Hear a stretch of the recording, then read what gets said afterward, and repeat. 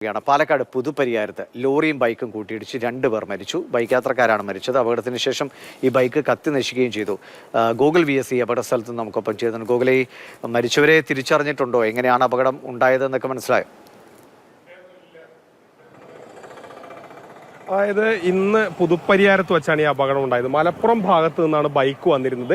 എതിരെ പാലക്കാട് ഭാഗത്ത് നിന്ന് വന്ന ലോറിയുമായി കൂട്ടിയിടിക്കുകയും വലിയൊരു അപകടം ഉണ്ടായിരുന്നു. നമുക്ക് ആ ബൈക്കിന്റെ അവസ്ഥ കണ്ടാൽ മനസ്സിലാവും. ബൈക്കിന്റെ മുൻഭാഗമൊക്കെ പൂർണ്ണമായി കത്തി നശിച്ച നിലയിലാണുള്ളത്. ആ ഇടിയുടെ ആഘാതത്തിലാണ് ഇത്രയധികം വാഹനം കത്തുന്ന രീതിയിലേക്കും കേടുപാടുകളൊക്കെ സംഭവിച്ചത്. അപ്പോൾ നമുക്ക് ഊഹിക്കാവുന്നതേ ഉള്ളൂ. ബൈക്ക് യാത്രികരായ 2 ചെറുപ്പക്കാരാണ് മരിച്ചത്.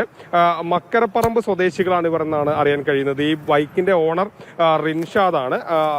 പക്ഷേ ഇതിന്റെ ഒരു പൂർണ്ണമായും ആരൊക്കെയാണ് 2 പേർ എന്നുള്ളത് സംബന്ധിച്ച് അവരുടെ പേര് വിവരങ്ങളുടെ ഒരു സ്ഥിരീകരണം ആവശ്യമുണ്ട്. അപ്പോൾ അതിനുശേഷം മാത്രമേ നമുക്കത് കൃത്യമായി പറയാൻ കഴിയുകയുള്ളൂ. ചേട്ടാ, എങ്ങനെയാണ് ഈ അപകടം ഉണ്ടായത്? അതായത് പാലക്കാട് നിന്നും വരുന്ന ലോറി, പാർസൽ ലോറി മലപ്പുറത്ത് നിന്നും വരുന്ന ബൈക്കുമായി കൂട്ടിയിടിക്കുകയായിരുന്നു.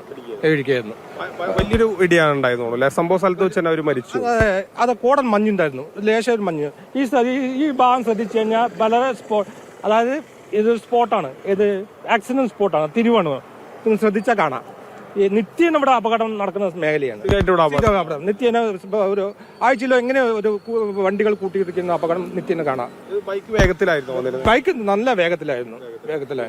നല്ല ഇടിച്ചൊറഞ്ഞ അത് കത്തി പിന്നെ അവിടെ കത്തി ആ വണ്ടി പോയി. വണ്ടി പോലീസ് സ്റ്റേഷനിൽ ലോറി കൊണ്ടുപോയി. പിന്നെ ഇവിടെ സ്ഥിരമായിട്ട് ഈ വളവിലാണ് അപകടം. ഈ വളവിലാണ്. ഇത് ശ്രദ്ധിച്ചു കഴിഞ്ഞാൽ വളവ് കണ്ടോ? ആ വളവ് നല്ല വളവാണ്. അത് പുതിയ വേറെ ദൂരത്തു നിന്ന് കാസർഗോഡ്, കണ്ണൂർ, കോഴിക്കോട് നിന്ന് വരുന്ന ആൾക്കാർക്ക് ഈ വളവ് അറിയില്ല. അതൊരു വലിയൊരു ഇതാണ്. ചേട്ടാ, ഇവിടെ ഇങ്ങനെ സ്ഥിര അപകടം ഉണ്ടാവുന്ന ഒരു സ്ഥലമാണ്. ഈ വളവും ഒരു ജംഗ്ഷനും എത്തുന്ന സമയത്ത് ഈ നമ്മൾ താണാവിൽ ഇടുങ്ങിയ റോഡാണ്. ഇവിടുന്ന് സ്പീഡിൽ പോയി കഴിഞ്ഞാൽ അവിടുന്ന് വീതിയില്ല. അതിലാണ് ഈ പ്രശ്നങ്ങൾ കൂടുതലും അപകടം ഉണ്ടാകുന്നത്. പിന്നെ അങ്ങനെ ഉണ്ടായതാണോ? ഈ കോളനിയിൽ ഏറ്റവും കൂടുതൽ ഈ ഭാഗങ്ങൾ ക്രോസ് ചെയ്യുന്ന സ്ഥലങ്ങളാണ്, ഓരോ റെസിഡൻസ് ഏരിയയിലാണ്. ആ ക്രോസ് ചെയ്യലാണ് ഏറ്റവും കൂടുതൽ അപകടങ്ങൾ സംഭവിക്കുന്നത്. ഒരു റിവേർട്ടറോ ഒന്നുമില്ല. ഇവിടെ ഒരു അപകട മേഖലയാണെന്നാണ് പ്രദേശവാസികൾ പറയുന്നത്. കാരണം ആ വളവ് തിരിഞ്ഞു വരുമ്പോൾ വളരെ പെട്ടെന്ന് കാണില്ല, അങ്ങനെ റോങ് സൈഡിലേക്ക് കയറി ഇടിയുണ്ടാകുന്ന ഒരു സാഹചര്യങ്ങൾ ഉണ്ടാകാറുണ്ടെന്നാണ് പറയുന്നത്. ഇന്നത്തെ സാഹചര്യം ഏകദേശം അങ്ങനെ തന്നെയാണ്. ഈ വളവ് തിരിഞ്ഞ് വരുമ്പോഴാണ് ഉള്ളത് ഈ ഇടി ഉണ്ടായിട്ടുള്ളത്. ഏതായാലും വളരെ വലിയൊരു അപകടമാണ് ഉണ്ടായത്.